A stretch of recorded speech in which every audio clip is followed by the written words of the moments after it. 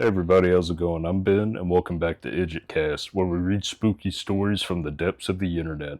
Today's story is my wife was injured in a hiking accident and lost her memory. Everything was normal until I saw what she ate. This is by Everblack_Deathmask off of the r/ TalesFromTheCreeps subreddit. Just wanted to say a big thank you to the people that run that. They're letting me read the story off of there, and I just really appreciate that. And Everblack_Deathmask for still sharing the story with me after it was taken off of No Sleep there. Without further ado, pick up your flesh tomes and let's jump into today's story. My wife was injured in a hiking accident and lost her memory. Everything was normal until I saw what she ate. I used to think that the worst moment of my life was when my wife woke up and couldn't remember who I was. But I was wrong. That wasn't the worst. The worst moment of my life happened today, and I still don't know how to process it. 3 months ago, my wife Cynthia and I were hiking on a trail about 30 miles outside of Albion. She slipped near the ridge overlook and fell nearly 20 feet onto a jagged outcropping below.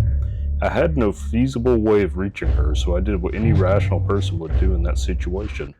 I scrambled downhill to get somewhere that had service and called 911. By the time paramedics finally arrived, she was unconscious and bleeding profusely from the side of her head.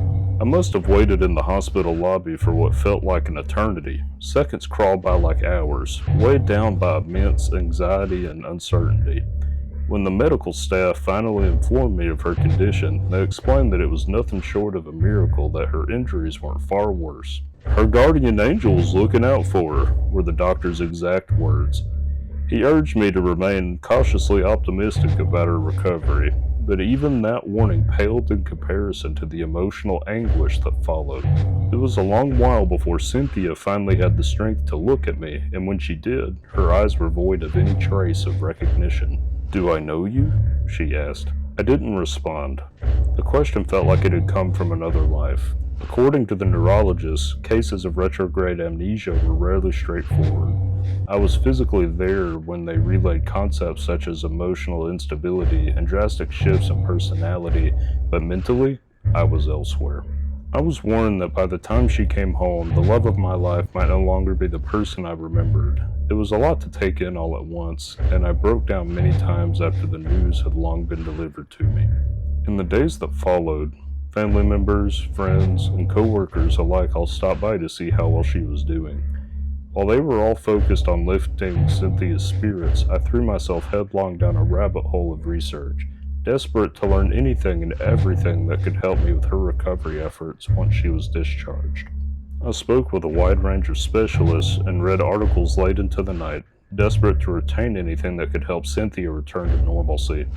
The day I could finally bring her home couldn't come fast enough, but when it did, I was overwhelmed with relief. I could free her from the confines of her hospital room and give her a much-needed change of scenery. On the drive back to our home, I couldn't help but wonder if it were possible for us to reclaim even a sliver of the life we had shared together before the accident. Her adjustment to life back at the house was a gradual process, but with the accommodations I had made for her, changes were still noticeable. For starters, while she was able to remember my name, she started sleeping on the opposite side of the bed instead of next to me. I couldn't necessarily blame her for that. My name might have been familiar, but that alone didn't make me any less of a stranger. Another change I noticed was her newfound hatred for coffee. Cynthia said that it was disgusting. I was crushed when she said that because I had made it the way I remembered her liking it. She had been an avid consumer for years and refused to start any morning without it. What was once a morning ritual had now become yet another absence in our house. I poured the pot of coffee down the sink and never made another cup after that. Additionally, she forgot our address and even called our dog Sammy on multiple occasions, even though her name was Zelda. For context, we've had Zelda for 7 years, and not once has she ever growled or bitten anyone, that is, until Cynthia came home. It wasn't hard enough to draw blood, but it was enough to send a message. When I heard her scream in pain, I immediately asked her what had happened. She insisted that all she had done was try to pet Zelda, but she wouldn't let her. She kept accusing Zelda of being out of control and that she needed to go, but she never behaved like this, ever. The entire time I talked to Cynthia about this, Zelda growled from the floor of the adjacent room. Even when I called her name to knock it off, she didn't look at me. The whole situation was bizarre, but I attributed that to Zelda getting used to Cynthia being back home. Anything else meant a truth that I couldn't carry. Later that night, I went downstairs to find her sitting at the kitchen table with all the lights on. What was most peculiar was how haphazardly dozens of priceless photos, ranging from our wedding to family holidays, were strewn about. She looked like a college student cramming for an exam the night before. "What are you doing?" I asked, shielding my eyes from the kitchen lights. "It's 2 in the morning. You have me worried." She looked up when I entered the room and quickly shut one of the albums. "Sorry, I couldn't help myself. I'm just trying my best to remember everything." I walked over and draped my arms around her. "Don't apologize. I'll help you remember everything. I'm here every step of the way."